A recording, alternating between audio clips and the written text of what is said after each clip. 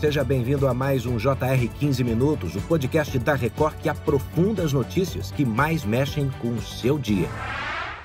E Campinas, no interior de São Paulo, é a cidade brasileira que mais investe em saneamento básico por habitante. Santarém, por outro lado, no Pará, aparece na última posição de um levantamento que avaliou as regiões com base no tratamento de água e esgoto. Me conta, o que você consegue fazer hoje com R$ 223? Nas mãos de uma pessoa, talvez não seja tanto dinheiro assim. Você vai conseguir fazer uma comprinha no supermercado, talvez você pague um almoço no shopping, no domingo, para você, para mais uma ou duas pessoas. E olhe lá, né? Mas nas mãos de uma prefeitura, R$ 223 por habitante pode resolver o problema do esgoto a céu aberto. Você já pensou nesse número? Acabar com o problema, universalizar o saneamento básico no Brasil?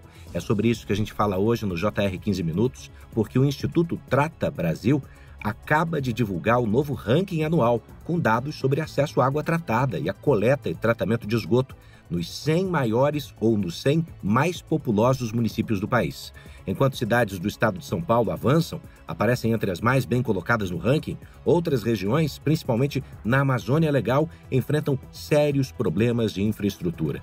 Para falar sobre os resultados, os desafios, os caminhos para ajudar a mudar esse cenário, a gente conversa hoje com Luana Preto, que é presidente executiva do Instituto Trata Brasil. Bem-vinda, Luana. Olá, muito obrigada pelo convite, de a gente poder estar aqui falando desse importante tema que é o saneamento básico. Olha, a gente já vai aprofundar esses dados. Eu acho que esse número, quando colocamos no Jornal da Record esses dias, causou um grande impacto, R$ 223. Tem cidade brasileira investindo mais do que isso, hein? Você já vai descobrir. Mas antes, quem traz mais detalhes direto da região norte, a região que não está nem um pouco bem nesse ranking, é a nossa repórter Marília Argolo, que está em Belém, no Pará. Oi, Marília. Oi, Edu. Oi, Luana. Muito bom conversar com vocês. Afinal de contas, estamos aqui no Pará e os números são alarmantes, né?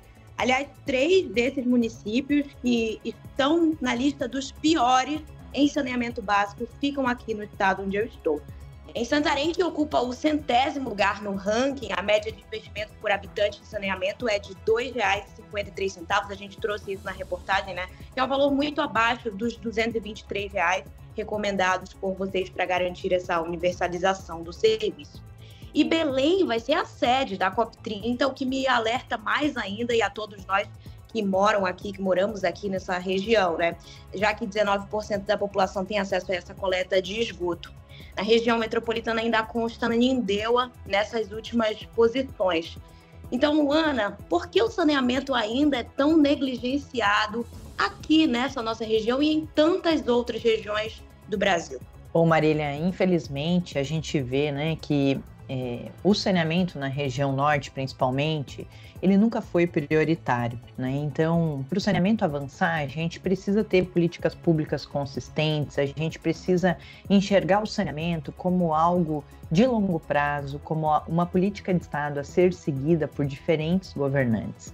Então, quando a gente olha, por exemplo, que Santarém investe R$ 2,53, que Belém investe R$ 10,85 por ano por habitante em saneamento básico, a gente vê que o saneamento não avança nessas regiões por falta de priorização. Eu sempre costumo falar que o investimento se traduz em obras que se traduzem em um maior percentual da população com acesso ao serviço. Então, essa realidade só vai mudar, né, se houver uma priorização e maiores investimentos em acesso à água e acesso à coleta e tratamento dos esgotos. Presidente, esse não é o primeiro ranking que vocês divulgam. Desde 2009, né, vocês estão monitorando os índices das 100 maiores cidades do país.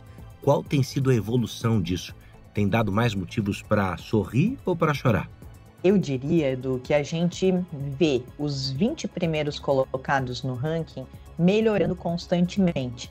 Quando a gente pega os dados dos 20 primeiros colocados, a gente vê que eles já estão com uma média de coleta de esgoto de 97,4% da população atendida com coleta de esgoto. Então a gente vê que quem tem investido mais tem evoluído, e isso é ótimo para a população que reside nessas cidades. Mas quando a gente olha para os 20 piores municípios, a gente vê que a média de investimento desses municípios é de R$ 78,00 por ano por habitante, muito abaixo dos R$ 223,00 por ano por habitante necessários.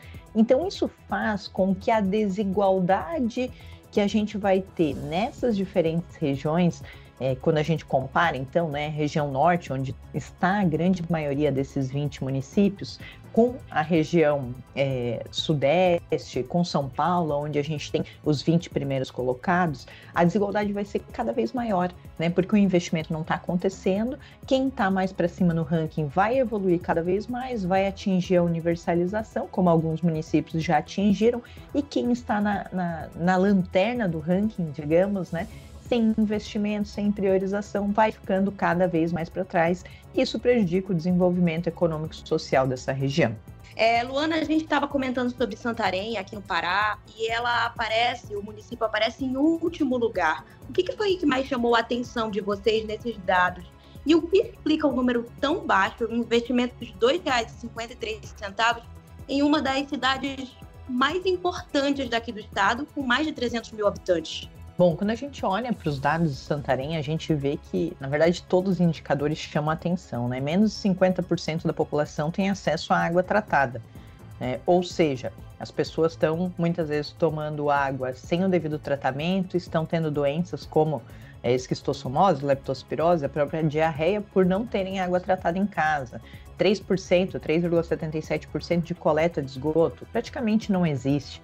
Quando a gente olha o investimento, a gente vê que nada está sendo feito, com R$ 2,50, nada está sendo feito para melhorar essa situação. Então, acho que esse é o grande problema, A gente eu subdividiria os municípios em 3 grandes grupos, Nós temos os municípios que estão com bons indicadores e têm investido, nós temos os municípios que não têm bons indicadores, mas estão investindo em saneamento básico, depois a gente pode falar um pouquinho a respeito dessa média de investimentos, e nós temos os municípios que não têm bons indicadores e não estão investindo. Então, nesses casos, é muito difícil a gente pensar numa perspectiva de melhoria. Agora, a lei não obriga um investimento pelo menos mínimo? O que diz a lei hoje? O que orienta um prefeito quando assume o mandato, olha para o seu município e vê que os índices são péssimos? É claro que é uma máxima na política brasileira de que dinheiro enterrado debaixo da terra, dinheiro em manilha, dinheiro em esgoto, não aparece, não faz inauguração, não dá voto. Mas o que a lei pode fazer para obrigar esses prefeitos a investirem mais e melhor, sobretudo? Porque não é só o valor, e sim como ele é investido, presidente? Exatamente, Bom, cada prefeito é responsável pela universalização do saneamento básico no seu município. E isso, infelizmente, em muitos casos, o prefeito não tem esse conhecimento. Então, existe uma lei, o Marco Legal do Saneamento Básico, que foi promulgado no ano de 2020, que estabelece que até o ano de 2033, 99% da população precisa ter acesso à água tratada, 90% da população precisa ter acesso à coleta e tratamento dos esgotos. Então, isso vale para os mais de 5.570 municípios do nosso país. Então, é muito importante que cada prefeito que for assumir a gestão entenda qual é a realidade dos dados do seu município e busque qual vai ser o modelo de gestão que vai ser adotado, de onde vão vir os recursos financeiros para essa universalização. E é muito importante também que os órgãos de controle possam monitorar. Nós temos uma lei a cumprir e não adianta a gente chegar lá em 2033 e descobrir que não conseguiu, A gente precisa agir hoje porque a gente sabe que o saneamento básico ele é uma política de médio e longo prazo. O investimento demora, é necessário projeto, licenciamento ambiental, obras de saneamento. Então, tudo isso tem um certo tempo para que a gente possa lá na frente, colher os resultados em relação a isso. Luana, eu vou entrar de novo na seara da COP30, porque é algo que está latente aqui nas nossas discussões. E eu queria entender com você que mensagem que isso passa diante de um evento mundial sobre sustentabilidade, o fato da nossa cidade ter 19% de cobertura de coleta de esgoto, como foi mostrado pela pesquisa. Bom, infelizmente, passa um cenário muito ruim, né? Nós vamos ter o principal evento de meio ambiente do mundo sediado em Belém. E nessa realidade a gente vai estar convivendo com o esgoto a céu aberto em muitas localidades, com os rios poluídos por conta da falta do tratamento dos esgotos, né? Então, não só em Belém, mas toda a Amazônia Legal, que é um ecossistema fantástico, muito rico em termos naturais, nós estamos degradando esse ecossistema por conta da falta da coleta e tratamento dos esgotos, né? Então, o recado não é bom, né? Diria isso. Na porta da casa do cidadão, de hotéis onde muitas vezes as pessoas vão se hospedar, vai estar correndo esgoto, caso não haja coleta e tratamento de esgoto, que só tem aí em 19%, né, das residências. Essa já é a manchete, né, Luana, né, Marília? E com certeza será uma oportunidade inequívoca de construção de outra realidade, de outro cenário, e é para isso que a gente vai estar aqui junto com o Trata Brasil para cobrar. Vamos falar um pouquinho sobre o outro lado, os 20 melhores. Que modelo eles projetam? É só colocar dinheiro na ponta da linha? Ou aí também tem financiamento de bancos estatais, de bancos internacionais? Como é que a política pública tem usado de inteligência para resolver esse problema que reflete na ponta da lança em saúde pública? Excelente pergunta, Edu. Eu vejo que quando a gente olha aí para os 20 primeiros colocados, nós temos diferentes modelos de gestão. Nós temos empresas municipais, empresas privadas, autarquias, companhias estaduais, públicas, privadas, enfim, né?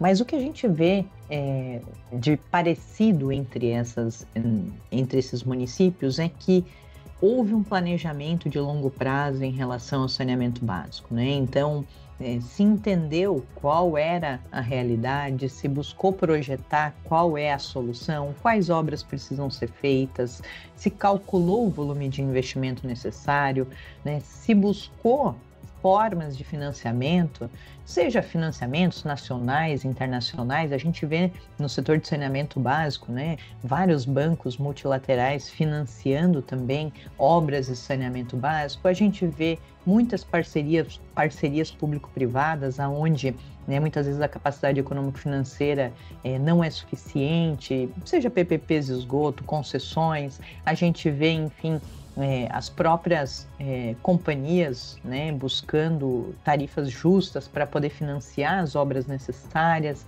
né? Então, eu destacaria que o planejamento foi bem feito, se adotou a infraestrutura de saneamento como uma política de Estado, independente de governo A, B ou C, se executou essa política de saneamento básico, né? Muitas vezes essas localidades possuem agências reguladoras fortes, técnicas, independentes, cobrando a evolução de saneamento básico.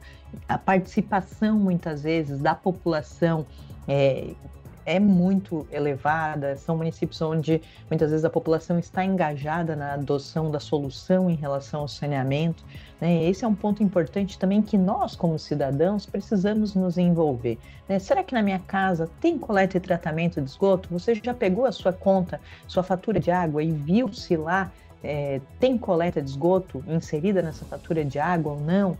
Então é nosso papel também, né, pensar na preservação desse ecossistema e da nossa família de uma maneira geral, que acaba sendo afetada com a falta de saneamento básico.